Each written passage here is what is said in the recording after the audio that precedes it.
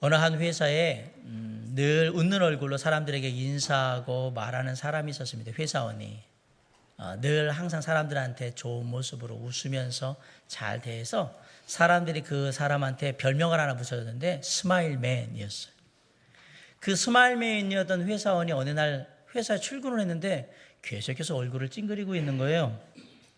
인상을 쓰고 있으니까 직원들이 이상하다. 오늘 되게 화가 났나 본데. 그러더니 집안에 무슨 큰일이 있나? 표정이 안 좋네. 웬만하면 인상 쓰는 사람이 아닌데 막 그런 얘기를 하니까 여친이랑 헤어졌다고 하는 것 같은데요. 정말? 아니야. 아침에 아마 부장님한테 혼나가지고 그런 걸 거야. 그렇게 생각하면 될 거야. 그럼 막 이런저런 얘기가 드는 거예요. 왜 인상을 쓰고 있을까 스마일맨이. 그러면 서로 얘기들을 막 하면서 이랬다 저랬다 막 얘기를 하는데 사실 그 스마일맨인 회사원이 아침부터 인상을 쓴 이유가 뭐였냐면 바지 허리에 벨트를 매는데 그 벨트가 구멍으로 이렇게 넣는 옛날식 벨트였던 거예요. 구멍을 한 칸 앞으로 끼우니까 배가 너무 쫄려가지고 힘들었고 구멍을 한 칸 뒤로 하니까 바지가 헐렁해가지고 짜증이 나가지고 얼굴에 인상을 찌푸리고 있었던 겁니다. 근데 사람들은 이런 사정도 모르고 별별 갖은 생각을 다 하면서 오해를 하고 있었다라고 얘기를 해요. 여기 계신 분들 모두 한두 번쯤은 이런저런 이유로 오해 다 받아보셨죠? 근데 왜 오해를 받느냐는 그렇게 중요하지 않습니다. 오해받을 때 어떻게 반응하느냐가 중요합니다. 사랑하는 성도 여러분, 우리가 오해받을 때 정말 그리스도인답게 반응을 했을까? 한번 생각해 봐야 합니다. 오늘 본문에 사도 바울이 드디어 예루살렘에 왔습니다. 사도 바울이 정말 오고 싶어 했던 곳이에요. 많은 사람들이 사도 바울이 예루살렘에 가는 걸 막았어요. 눈물 흘리고 막고 바지 붙들고 막고 가지 말라고 막 막았어요. 그럼에도 불구하고 3차 선교여행을 다 끝내고 이제 선교지에서 있었던 놀라운 하나님의 역사를 사람들에게 이제 얘기해 줘야 되겠다라고 생각해서 그리고 예루살렘에 도착을 마침내 했어요. 헌금도 가지고 얼마나 설레고 기대가 됐을까요? 자, 예루살렘 성도들을 만나게 됐으니까. 그런데 오늘 본문에 보니까 사도 바울을 기다리고 있는 것은 설레임이나 반가움이나 기쁨 이런 게 아니고요. 예루살렘 성도들 사람들의 오해였습니다. 여기 17절에 보면 예루살렘에 이르니 형제들이 우리를 기꺼이 영접했다라고 했는데 기꺼이란 말은 반갑게 영접했다, 맞아들였다라는 말인데요. 반갑게 맞이하는 예루살렘 교회 성도들에게 이제 선교사에게 대한 보고를 합니다. 그 이튿날 바울이 우리와 함께 야고보에게로 들어가니 장로들도 다 있더라. 바울이 무난하고 하나님이 자기의 사역으로 말미암아 이방 가운데서 하신 일을 낱낱이 말하니 그들이 듣고 하나님께 영광을 돌렸다라고 18절로 20절에 얘기를 하고 있습니다. 선교사역 보고를 다 듣고 하나님께 영광을 돌렸어요. 나름 분위기가 괜찮은 것 같았어요. 그런데 조금 있다가 사도 야고보와 장로들이 아주 조심스럽게 보더니 근심 어린 표정으로 얘기를 합니다. 20절 하반절부터 21절에 보면 그들이 듣고 하나님께 영광을 돌리고 바울도 이르되 형제요 그대도 보는 바에 유대인 중에 믿는 자 수만 명이 있으니 다 율법의 열성을 가진 자라 네가 이방에 있는 모든 유대인들을 가르치되 모세를 배반하고 아들들에게 할례를 행하지 말고 또 관습을 지키지 말라 한다 함을 그들이 들었도다. 여기서 말하는 유대인 중에 믿는 자 수만 명, 다 율법의 열성인 사람들, 이 사람들은 그리스도인입니다. 유대인인데 예전에는 율법에 따라 살다가 예수 그리스도의 복음을 듣고 예수 그리스도를 믿음으로 말미암아 구원받은 사람들, 유대인 그리스도인들이에요. 여전히 유대인의 할례를 지키고 안식일을 지키고 음식을 가려 먹고 유대 전통을 고집하는 유대인 그리스도인들이었던 겁니다. 예루살렘 교회에 이런 유대인 그리스도인들이 수만 명이 있었다라고 성경이 말하고 있어요. 그 사람들이 사도 바울에게 세 가지를 지금 잘못했다고 주장을 하고 있는 거예요. 첫째, 모세를 배반했다. 율법이 모세에게 주었잖아요. 율법을 부인했다라는 얘기를 하는 거죠. 두 번째, 아들들에게 할례를 주지 말라고 그랬다. 이스라엘 백성들에게 선민으로서의 가장 중요한 외적인 표현이 할례인데 그거 하지 말라고 했다. 세 번째, 유대인의 관습을 지키지 말라고 했다. 그 얘기를 했다는 거예요. 사실입니까? 성경을 읽어보시면 다 사실이 아닙니다. 사도 바울은 이방인이 구원받기 위해서 할례를 받을 필요는 없다고 분명히 말했습니다. 누가? 이방인. 유대인을 향해서는 할례를 금한 적이 없어요, 사도 바울이. 사도 바울의 생각은 그래요. 이방인이 예수 그리스도의 은혜의 복음을 듣고 구원받는 데 있어서 율법을 지키거나 음식을 가려 먹거나 안식일을 지키거나 그것이 중요하지, 할례를 받는 것, 그것은 중요하지 않다라고 얘기를 했던 거예요. 그러나 유대인이 예수 믿고 나서도 유대의 전통이 자기에게 좋다고 생각해서 과거의 전통을 따라서 아들들에게 할례를 주거나 안식일을 지키거나 음식을 가려 먹는 것, 그것은 해도 상관없고 안 해도 상관없고 상관없다라고 얘기를 했던 거거든요. 오히려 사도 바울은 그의 사랑하는 제자 디모데, 어머니는 히브리인이고 아버지는 헬라인이어서 반은 유대인이고 반은 헬라인인 디모데가 목회자라서 사역을 할 때에 유대인들 때문에 사역에 방해를 받거나 상처를 입지 않게 하기 위해서, 그리고 유대인들에게 복음을 전할 때에 더 효과적인 사역을 하게 하기 위해서 할례를 받으라고 하고 할례를 시킨 사람이 누구냐면 사도 바울이에요. 이 헬라인인 디모데한테. 그런데 예루살렘 교회에 있는 수만 명의 유대인 그리스도인들이 지금 사도 바울을 오해하고 나쁜 감정으로 사도 바울을 바라보고 있는 거예요. 그러면서 말하는 건 사도 바울이 모세를 배반했고, 그리고 할례를 주지 말라고 했고, 그리고 그들의 관습을 지키지 말라고 했다고 소문을 다 내고 다녔던 겁니다. 자, 그러면 이렇게 소문을 낸 근거가 뭡니까? 21절을 한번 읽어보실까요? 자, 시작.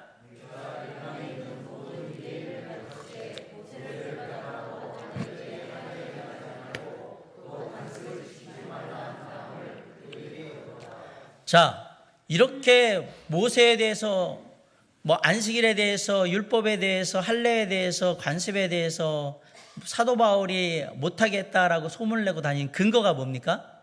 21절에 보니까 근거가 뭐죠? 제일 끝에 있잖아요. 그들이 들었도다. 그럼 묻습니다. 사도 바울이 직접 그렇게 얘기하는 걸 들었습니까? 그럼 어디서 들었습니까? 그냥 누군가가 그렇게 얘기하는 거 들었겠지요. 그럼 그 누군가는 누굽니까? 모릅니다. 그냥 떠도는 얘기를 들은 거니까. 모른단 말이에요. 누군지도 몰라요. 그런데 예루살렘 교회에 있는 수만 명의 이 성도들은 사도 바울이 그랬다라고 이미 기정사실화하고 있다는 사실이에요. 누가 얘기했는지도 모르는 사실을 이미 사도 바울이 그렇게 했다라고 딱 정하고 있는 거예요. 이 일은 결코 쉽게 볼 얘기가 아닙니다. 사도 바울은 지금 목숨을 걸고 예수 그리스도의 십자가의 은혜의 복음을 전하기 위해서 이곳저곳을 다니면서 열심히 사역을 했습니다. 많은 영혼들이 예수 그리스도 앞으로 돌아오는 놀라운 사역들을 이루었습니다. 그리고 그 모든 것들을 갖고 이제는 예루살렘 교회가 기근을 당하고 있으니까 그들을 돕겠다는 구제하는 마음으로, 사랑하는 마음으로 지금 예루살렘으로 오겠다고 했는데, 아시지만 많은 사람들이 예루살렘에 가면 안 된다고 막았습니다. 그럼에도 불구하고 그걸 다 뿌리치고 하나님의 뜻이 내가 예루살렘에 가는 거기 때문에 내가 가야 한다고 지금 왔어요. 그리고 와서 이제 선교 보고를 하는 거예요. 보고를 마치고 성도들하고 인사를 하는데 사람들이 웃기는 한데 약간 뭔가 분위기가 이상해요. 몇몇 있는 사람들이 이렇게 안면 이전부터 있었던 사람들을 인사를 반갑게 하는데 반응이 영 아닌 거예요. 여러분 같으면 어떻게 하시겠습니까? 나도 모르는 수많은 이야기들이, 사실이 아닌 얘기들이 안 좋은 소문으로 이미 교회에 다 퍼져 있어요. 누군가 한 사람이 어디서 주워들은 말인지 모르지만 안 좋은 감정으로 사도 바울에 대한 얘기를 지금 한 거예요.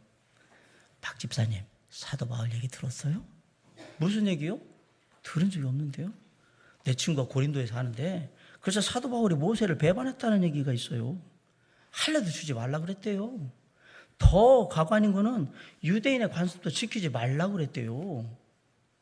그래요? 진짜예요? 확실해요? 그럼요. 고린도에 사는 내 친구가 얘기하는 건데요. 야, 나 그 사람 그렇게 안 봤는데 이 사도 바울 이 사람 이거 상종 못할 사람이네. 어떻게 유대인이 돼가지고 안식일도 지키지 말라고 그러고 할례도 주지 말라고 관습도 지키지 말라고 그렇게 얘기를 할 수가 있어. 율법을 지키지 말라고. 잘 아시겠지만 안 좋은 얘기는 좋은 얘기에 퍼지는 속도의 100배는 빨리 퍼집니다. 금방 예루살렘 교회 전체 교인들이 다 알게 됐어요. 당연히 예루살렘 교회 성도들 중에 유대인 그리스도인들이 많기 때문에 사도 바울이 그랬어? 이 사람 안 될 사람이네. 다 안 좋은 감정을 지금 가지고 있는 거예요. 오해해가지고. 자, 여러분 같으면 어떻게 하시겠습니까?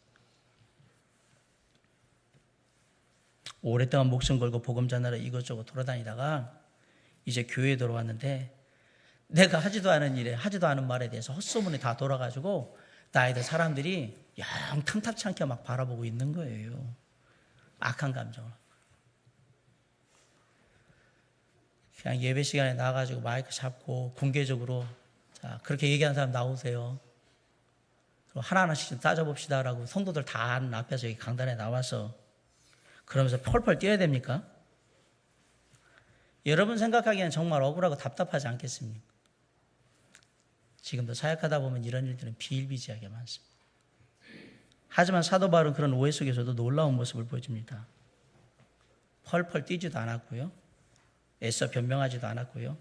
그들이 하는 얘기를 그냥 조용히 들어줬습니다. 아마 야고보와 다른 장로들이 얘기했을 때 그게 아니고 이렇다라는 얘기는 다 했을 거예요. 그러나 지금 중요한 건 야고보와 장로들이 아니에요. 다른 교회에 그렇게 믿고 있지 않는 기정사실로 믿고 있는 사람들이 지금 문제인 거잖아요. 온 교회에 이미 다 퍼져 있어요. 심각한 문제로. 이게 지금 말도 안 되는 얘기가 지금 막 돌고 있단 말이에요. 이거 어떻게 해결을 할 거냐. 야고보와 다른 장로들은 그렇게 안 믿어요. 사도 바울이 그런 사람이 아니라는 걸 알고 있어요. 그리고 절대 그렇지 않다는 것도 알아요. 그걸 어디서 볼 수 있냐면 여러분 말씀해 보세요. 25절에 얘기하잖아요. 주를 믿는 이방인에게는 우리가 우상의 제물과 피와 몸매와 죽임과 음행을 피할 것을 결하고 편지하느니라. 우리가 얘기한 건 이거였고 사도 바울은 이것만 얘기했거든요. 그런데 엉뚱한 딴 얘기가 지금 막 돌고 있잖아요. 사도 바울이 딴 얘기했다고. 그러다 보니까 사도 바울은 아닌데 성도들이 그렇게 알고 있으니까 여기 야고보와 다른 장로들, 사도들이 궁리를 한 거예요. 이걸 어떻게 해결을 할까? 그러다가 이제 묘수를 찾아놨어요. 그리고 권면을 하는 거예요. 그게 22절로 24절 얘기가 그 얘기예요. 그러면 어찌할꼬? 그들이 필요한 그대가 온 것을 들으리니 우리가 말하는 이대로 하라. 서원한 네 사람이 우리에게 있으니 그들을 데리고 함께 결례를 행하고 그들을 위하여 비용을 내어 머리를 깎게 하라. 그러면 모든 사람이 그대에 대하여 들은 것이 사실이 아니고 그대도 율법을 지켜 행하는 줄로 알 것이라. 예루살렘 교회에 나실인 같이 민수기 6장에 보면 구약에 나실이 있는데 하나님께 특별히 서원하는 그 나실인 같이 서원한 사람이 4명이 있었던 겁니다. 그런데 구약의 나실인들은 자신이 하나님 앞에 서원한 그 날부터 서원이 끝나는 날까지 포도주와 독주를 마시지 않고 이발도 안 합니다. 그러다가 서원한 기간이 다 끝나면 자기가 하나님께 서원한 것을 잘 끌마셨다는 의미에서 하나님이 자기의 서원을 기쁘게 받아줘서 제가 다 마무리했습니다라는 그런 표현으로 양 3마리와 무교병 한 광주리 그리고 기타 좋은 예물들을 가지고 하나님의 성전에 나가서 예물을 드리고 제사를 드립니다. 예배, 감사의 예배를 드리는 거예요. 그런데 예루살렘 교회 이 4사람은 서원한 기간이 이미 다 끝났어요. 나실인으로서. 그런데 그럼에도 불구하고 머리를 깎지를 못했어요. 머리 깎는 게 아마 돈이 비쌌나 봐요. 비용이. 그래서 머리를 못 깎고 있었어요. 그걸 얘기하면서 사도 바울에게 당신이 이러이러하게 오해받고 있어. 우리는 그렇게 생각 안 하는데 지금 성도들이 그렇게 오해하고 있으니까 당신이 돈 내가지고 이 사람 머리를 좀 깎아주고 성전에 가서 이 서원했던 모든 것이 끝났다라는 예배를 좀 같이 드리자라고 얘기를 한 거예요. 자, 여러분이 이런 제안을 받았다 그러면 사도 바울과 같은 제안을 받았다 그러면 여러분이 그렇다 그러면 어떻게 하시겠습니까? 아니 지금 오해받는 것도 억울해 죽겠는데 지금 사도 바울한테 무슨 얘기하냐면 우리는 알지만 저 사람들은 모르니까 이해하고 양보하라고 지금 얘기하는 거잖아요. 그리고 가서 하나하나 다 얘기해주고 따지고 싶은데 사도 바울에게 그러지 말고 저 사람들이 그렇지 않으니까 그냥 돈 내서 머리도 깎아주고 결례도 이런 의식도 행해주고 다 그러면 율법 지킨다고 그렇게 생각할 테니까 당신이 돈 내서 그렇게 하라고 얘기를 하는 거예요. 이거 어떻게 보면 진짜 택도 없는 소리 같은데 사도 바울이 어떻게 했는지 아십니까? 26절에 한번 보십시오. 자, 한번 읽어보겠습니다. 26절. 바울이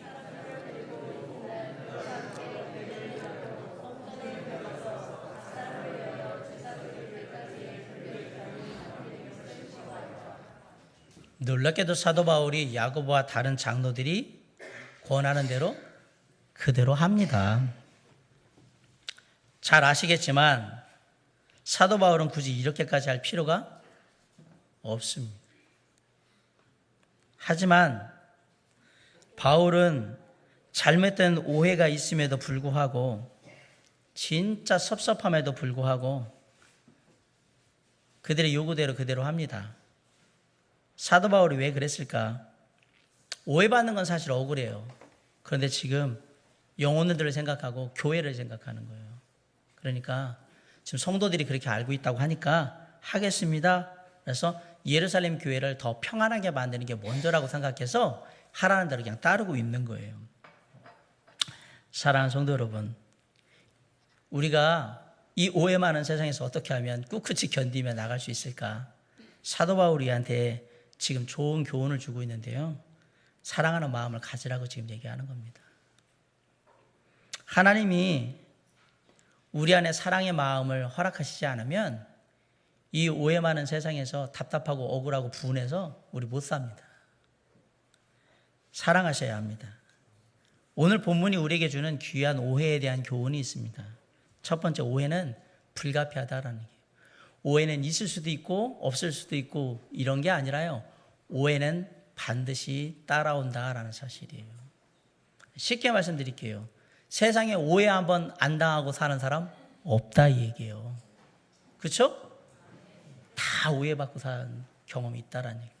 두 번째, 오해받는 이유는 예측이 불가능하다는 얘기입니다. 내가 오해받을 짓을 해서 오해받는 경우도 있지만 내가 좋은 마음을 가지고 좋은 일 한다고 막 했는데 나의 그런 의도나 과정은 아무 상관없이 오해하는 사람들 엄청나게 많다는 얘기입니다. 오해하는 이유는 내가 생각할 수 있는 이유가 아닌 거예요. 그러니까 문제는 오해가 있느냐 없느냐, 내가 오해를 받고 있느냐 받고 있지 않느냐, 이게 중요한 게 아니라는 얘기예요. 오해는 반드시 있고 내가 오해할 짓을 하든 안 하든 오해 받을 수 있다라는 얘기를 한다는 얘기는 중요한 건 오해 받냐 안 받냐 이거는 그냥 아니라는 얘기예요. 그럼 뭐가 중요하냐? 오해를 받을 때 어떻게 할 거냐가 중요한 거죠. 어떻게 할 거냐? 내가 어떻게 반응을 할 건가? 끝까지 진실을 위해서 싸울 거냐? 마이크 들고 나가서 피켓 들고 나가서 시위를 하고 할 거냐? 아니면 감정의 노예가 돼서 그냥 펄펄 뛰면서 소리 고래고래 지르면서 막 난리를 칠 거냐? 아니면 그 오해하게 만든 사람하고 관계 청산하고 영원히 원수로 그냥 지낼 거냐? 아니면 누가 나를 오해하든 말든 상관하지 말고 내가 분명히 아니라고 얘기했음에도 불구하고 사실을 얘기했음에도 불구하고 그렇게 믿는다면 그냥 하나님 앞에서 그런가 보다 하고 나의 태도를 올바로 하고 그냥 견딜 거냐? 선택해야 한다는 얘기입니다. 그런데 이게 왜 중요하냐? 우리가 태도가 중요한 것은 바로 우리의 태도, 오해에 대한 우리의 태도가 바로 우리의 신앙을 그대로 보여주기 때문에 그렇습니다. 내가 오해에 대해서 어떤 태도를 보여주느냐, 그게 곧 나의 신앙의 척도예요. 늘 말씀드리지만 신앙은 쉬운 것이 아니에요. 그냥 교회 와서 찬양하고 기도하고 예배드린다고 끝나는 게 신앙이 아니라는 얘기입니다. 수많은 일들이 교회 안에서 이루어지고 신앙 가운데 이루어집니다. 일터에서 만약에 여러분들을 누군가 오해한다 그러면 어떻게 하시겠습니까? 그때 내가 어떻게 하느냐가 하나님이 나를 어떻게 바라보느냐 하는 기준이 된다라는 얘기입니다. 사랑하는 성도 여러분, 오해받을 때 성경이 우리 그리스도인들에게 얘기하는 게 있어요. 사랑하는 마음으로 대하라고. 자, 오해를 풀 수 있으면 푸세요. 얘기를 하시란 말이에요. 근데 아무리 얘기를 해도 오해할 사람은 계속 오해할 겁니다. 그러면 그냥 두셔야 합니다. 그걸 왜 오해하냐고 따지고 막 그러시면 안 된단 말이에요. 한 걸음 양보하시고 내가 분명히 사실을 얘기했음에도 불구하고 안 받아들이면 그냥 두셔야 된다는 얘기예요. 그리고 그렇게 오해하는 사람을 미워하지 마시고요. 불쌍히 여기세요. 긍휼히 보라라고 얘기해요. 그게 사랑의 마음을 가지라는 얘기입니다. 내가 만약에 그것이 왜 못 믿냐고 안 했다고 펄펄 뛰고 왜 못 믿냐고 막 그러면 남는 건 싸움하고 불화밖에 없습니다. 사도 바울이 그 얘기를 한 거예요. 사람들이 그렇게 얘기했음에도 불구하고 못 믿으면 사랑의 마음으로 긍휼히 여기는 그냥 바라보라고 얘기를 하는 거예요. 그리고 그들을 위해서 움직여줘라. 사도 바울의 오해가 이렇게 해가지고 끝났으면 되게 좋은데 하나 정리하고 나니까 또 엄청난 큰 오해가 또 생겼어요. 27절로 28절 한번 읽어봅시다. 자, 시작. 그 이래가 거의 참해.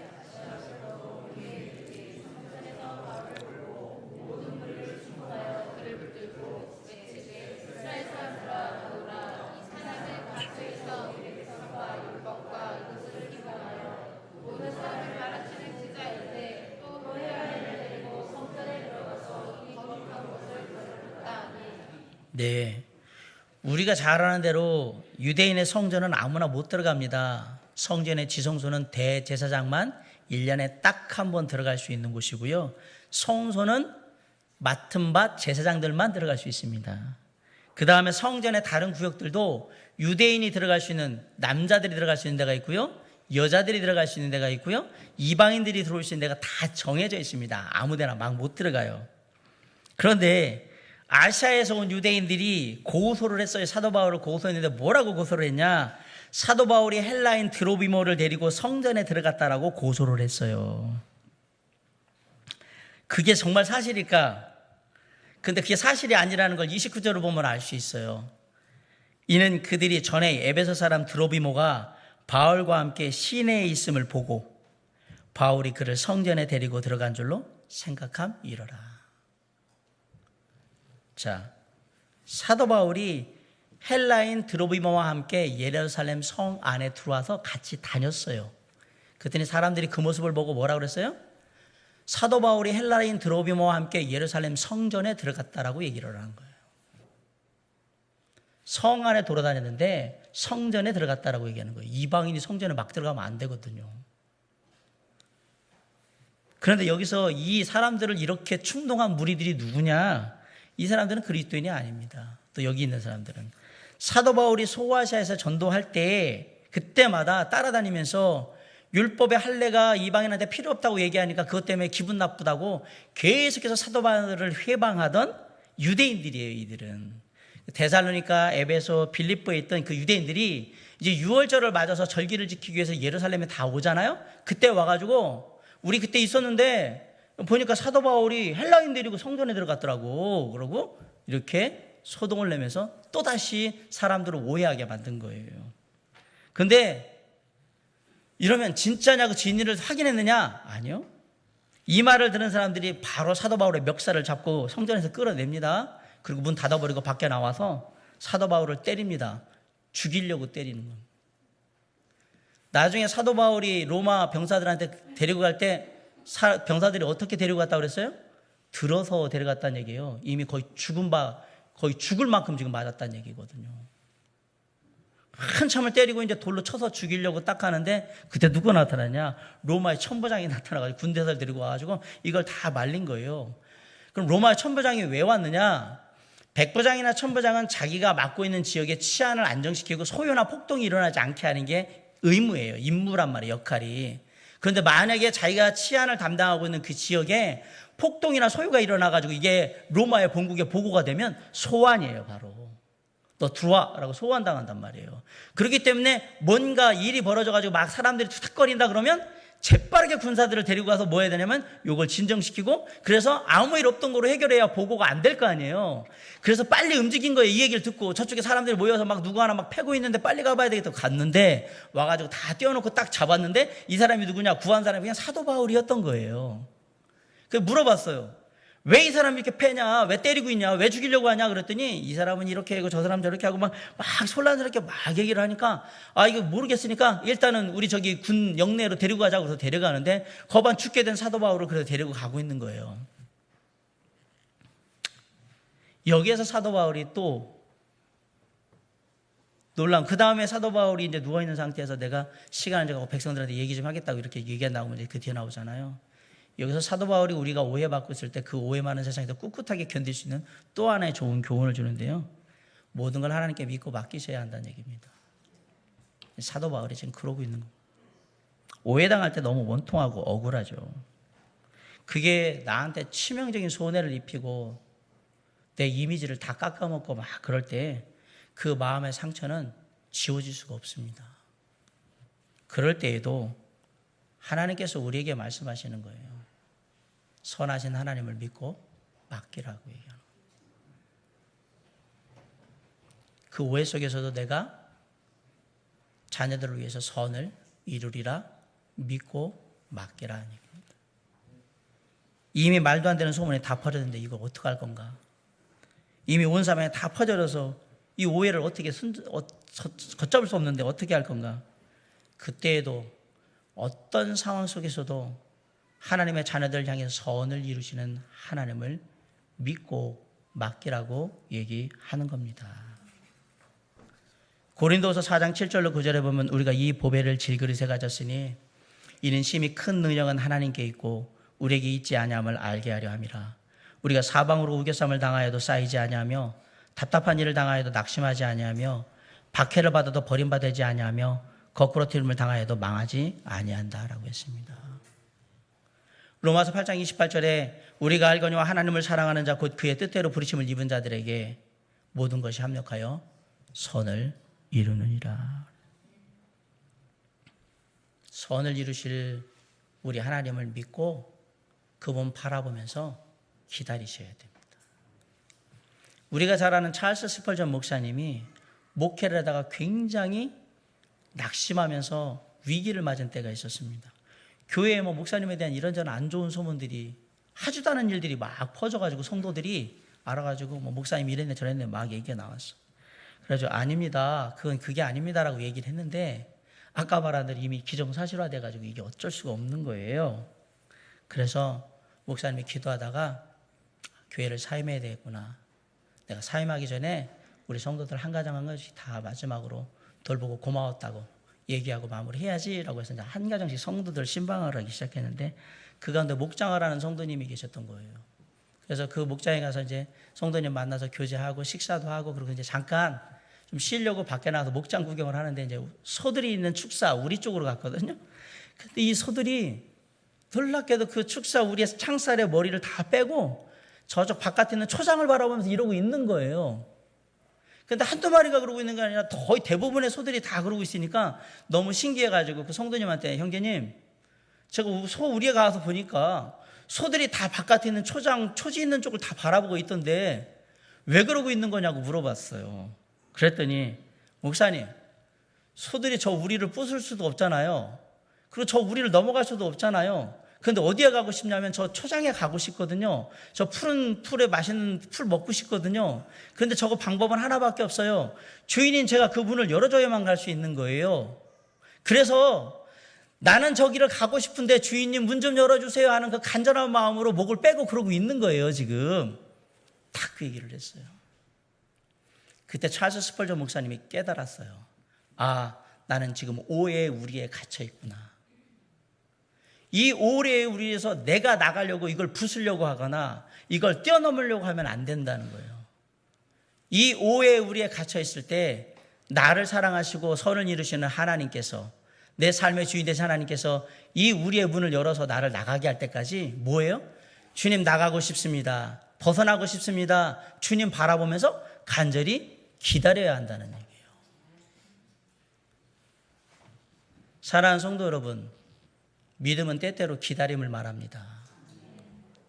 수많은 오해와 좋지 않은 환경들이 내게 벌어짐에도 불구하고 언젠가 주님의 때가 임하면 주님께서 그것을 바꾸셔서 내게 축복해 주시고 당신의 마음을 내 안에 창조하셔서 나로 하여금 하나님의 사람으로 견디게 하시며 결국은 주님의 날, 내가 그것을 벗어날 수 있는 그 날을 주실 것을 믿고 기다리며 바라는 그게 뭐냐? 그게 믿음이에요.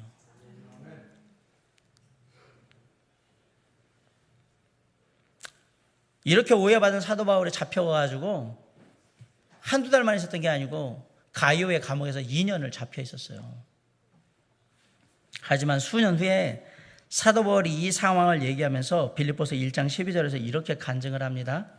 형제들아, 내가 당한 일이 도리어 복음 전파의 진전이 된 줄을 너희가 알기를 원하노라.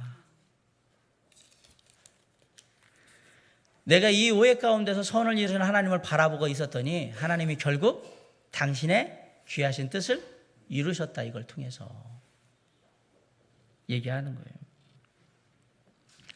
최근 혹시 누군가에게 오해받은 적 있으십니까? 어쩌면 그것은 피할 수 없는 것일지도 모르겠습니다. 그런데 여러분 아십니까? 우리가 사랑하는 예수 그리스도 하나님께서는 평생을 오해받으며 사셨습니다. 하지만 예수님께서는 한 번도 오해하고 당신을 고소하는 사람들과 맞서 싸우지 않았습니다. 그들이 아무리 얘기해도 오해하면 그냥 두셨어요. 그리고 누구를 바라봤느냐? 좋으신 아버지 하나님을 바라보고 주의 뜻이, 아버지의 뜻이 이루어지이다. 그리고 그냥 놔두는 거예요. 오해는 정말 무서운 겁니다. 특별히 교회는 사단 마귀가 오해의 씨앗을 뿌리기에 아주 적합한 장소입니다. 많은 사람들이 모여 있고요. 다양한 사람들이 모여 있고요. 여러 가지 일이 벌어져요. 교회 안에서는 더욱더 누군가의 말을 옮기는데 주의해야 되고, 할 수만 있거든 교회에 덕을 세우는 일 아니면 말하지 않도록 우리가 기도하고 조심해야 합니다. 미국의 어느 교회에 있었던 실화입니다. 교회에서 야외 예배를 드리기로 해가지고 주일날 공원에 가서 이제 바베큐 파티를 하면서 예배를 드리기로 했어요. 그래서 사람들이 이것저것 맡아가지고 예배 준비도 하고 음식 준비도 하고 다 하는데, 목사님 아들도 차를 몰고 청년이었는데 이제 예배 가야 되니까 가다가 차에 기름이 떨어져서 주유소에 갔는데 그 주유소가 새로 생긴 주유소였어요. 그래가지고 그 주유소에 가서 기름을 넣었더니 주유소에서 다음에 또 오라고 그러면 사은품으로 뭘 줬냐면 라이터를 줬어요. 그래서 그 라이터를 받아서 주머니에 넣고 그러고 이제 갔습니다. 그런데 야외 예배를 다 드리고 나서 이제 바베큐 파티를 해야 되는데 놀랍게도 그걸 준비한 집사님이 성냥이나 라이터 같은 불킬 거를 가져오질 않은 거예요. 깜빡하고. 그래가지고 이제 사람들한테 이렇게 가는데 그 집사님이 생각했어요. 담배를 필 만한 남자 형제한테 가서 라이터 있냐고 성냥 있냐고 물어보는데, 여러분 내놓겠습니까? 여러분 같으면 내놓겠습니까? 없다고. 있어도 없다고 그래야죠. 오해밖에 딱 알맞는데. 다 없다고 그러는 거예요. 이상하네. 내가 밤에 피는 걸 알고 있는데 없다고 그런 거예요.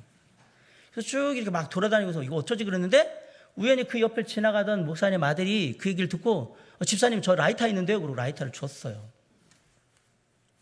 그래서 그날 뭐 그걸로 켜가지고 바베큐 파티를 다 끝내고 다 그 교회 마무리하고 집으로 딱 돌아갔는데, 그 집사님이 저녁에 잠들기 전에 아내하고 얘기할 때, 여보 우리 목사님 아들을 위해서 기도해야 될 것 같아. 왜요? 목사님 아들이 담배를 피는 것 같아. 라이터를 가지고 있더라고. 그 얘기를 한 거예요. 그 다음날 그 집사 아내가 다 전화를 해가지고 얘기를 하고 돌았는데, 결국 어디까지 갔느냐? 목사 아들이 마약의 마리화나를 피우고 있다라고까지 간 거예요. 웃을 일이 아니에요. 이게 실화란 말이에요. 근데 목사님이 그 야외 예배한 그날 주간부터 휴가를 갔어요. 휴가를 갔다 왔는데 교회가 난리가 아닌 거예요. 왜? 목사 아들이 마약을 한다. 그래서 당회가 모여졌어요. 그래서 목사님한테 이렇다라고 얘기가 되는데 어떻게 생각하냐고. 목사님이 볼 때 아들은 담배를 피운 적이 한 번도 없거든요. 얘는 담배 피는 아이가 아닙니다. 담배도 안 피는 애가 마약을 했다는 게 말도 안 됩니다. 원하시면 얼마든지 마약 검사 하십시오라고 했는데, 목사님 그렇게 얘기할 게 아닙니다. 지금 이게 사람들이 다 그렇게 알고 있습니다. 그렇게 아들 감싼다고 될 일이 아니라고 얘기를 하는 거예요. 좋습니다. 그럼 우리 아들 부르겠습니다. 아들을 불러서 왜 담배를 피게 됐는지, 왜 마약을 하게 됐는지 사실을 얘기하라고. 네? 라이터 갖고 있었지 않냐고. 그래서 그 얘기 쭉 한 거예요. 근데 그렇게 거짓말하는 거 아니라고. 사실대로 얘기하면 용서 주고 넘어갈 테니까 얘기하라고. 아니요, 원래 사실이 이겁니다 라고 얘기를 하고. 안 믿어줬어요. 너무 이 아들이 화가 나가지고 너무 억울하고 답답하니까 뛰쳐나갔어요. 그리고 자기 차를 몰고 나가는데 사고가 나서 죽었어요.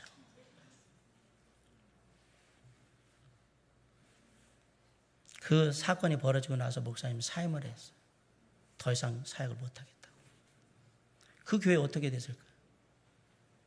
그 다음에 그 교회 다 산산조각 나서 다 뿔뿔이 터지고 없어졌습니다. 교회는 사단마귀가 오해라는 씨앗을 뿌리기에 제일 좋은 곳입니다.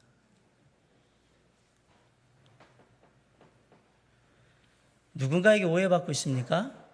아프고 답답합니까? 그래도 그 가운데 역사하시는 하나님을 기대하시고 기다리셔야 합니다. 믿고. 어떤 상황 가운데서도 나를 놓지 않으시며 도우시는 하나님을 믿고 기다리셔야 합니다. 오직 내가 선하신 하나님을 믿고 기다릴 때에 오해의 끝을 지나서 놀라운 하나님의 은혜와 축복을 경험하게 될 겁니다. 혹시 지금 나도 모르게 다른 사람 오해하고 있지는 않습니까? 확인해 보셨습니까? 사실이 뭔지 잘 알고 대하시기 바라고요.